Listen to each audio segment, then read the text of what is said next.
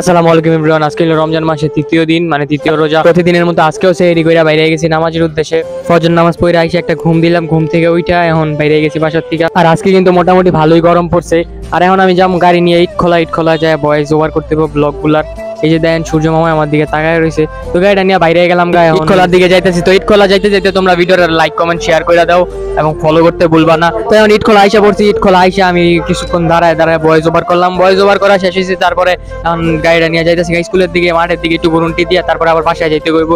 মাঠের মধ্যে দেখলাম যে আজকে ভালোই মানুষ আছে, প্রথম দিনের মতো না, প্রথম দিন পোলাপাই না ছিল না। তো বাসায় আইয়া লগে লগে আব্বুরে গাড়িটা মুছে দিতেছে। আব্বু শুনছি বাইরে যাবো গা, এই কারণে সুন্দর করে রাখছি বাজা পার ভিতরে হাত দিয়া মুছে দিতেছি। এখন গাড়িটা ঠিক মতো মোছা হয় না। আর একটা সময় ছিল যখন গাড়িটা নতুন নতুন আসছিল, তখন কয়দিন পরে পরে ওয়াশ করাইতাম। তো যখন আমাদের সময় হয়ে গেছে, এই কারণে গোসল টোসল করে বাইরে গেছি গা। ইমেল এখন ডাক দিয়ে হেলে অপেক্ষা করতেছি, এখন গোসল করে হেরে রেখে এখন গেছি জিসানে ডাক দিতে। জিসানে ডাক দিতে যাই দিয়ে হের বিলির বাচ্চাটা বাইরে অনেক সুন্দর একটা বিল্লি, অনেক যত্ন করে পালে। অন্য সময় আমার একটু দেরি হয়, কিন্তু আজকে হেরা অনেক দেরি করতেছে। শহীদের টাবাই জায়গা গা, তাও হেরা আইতাছে না। তারপরে আসার পরে আমরা তিনজনে ইচ্ছা মতো দৌড়াইয়া মসজিদে যাইতাছি।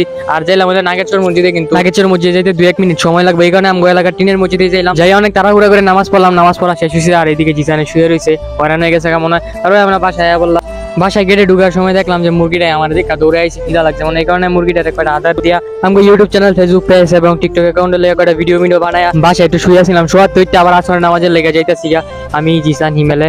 তো নামাজ পড়ে শেষ করে বাসায় গেছিলাম। বাসার থেকে আবার টাকা পয়সা নিয়ে আবার গেছি ইফতারি আনতে। ইফতারি আইনে এখন বাসায় চলে এলাম। আজকের দিনটা আমার কাছে খুবই ভালো কাটলো। তোমাদের কাছে কেমন কাটলো তোমরা সবাই কমেন্টে জানাইবা। তো ইফতারির সময় গেছে, আজান দিয়ে লেগেছে, তারপর সাথে সাথে ইফতারি খাওয়া শুরু করে দিলাম। ইফতারি খাইতে খাইতে আমার ছোট বোনের কিছু কথা বলতেছিলাম, এর কথা হইনা অনেক হাসি উঠতেছিল, কি কি যে কইতাছিল ইফতারি খাইতে বইয়া। তো ইফতারি খাওয়া শেষ করে এখন মাগরিব নামাজের উদ্দেশ্যে বাইরে গেলাম। গাজী স্যান্ডেল ডাক দিলাম, তারপর হ্যাঁ এলো আমরা তিনজন এখন যেতেছি নামাজে।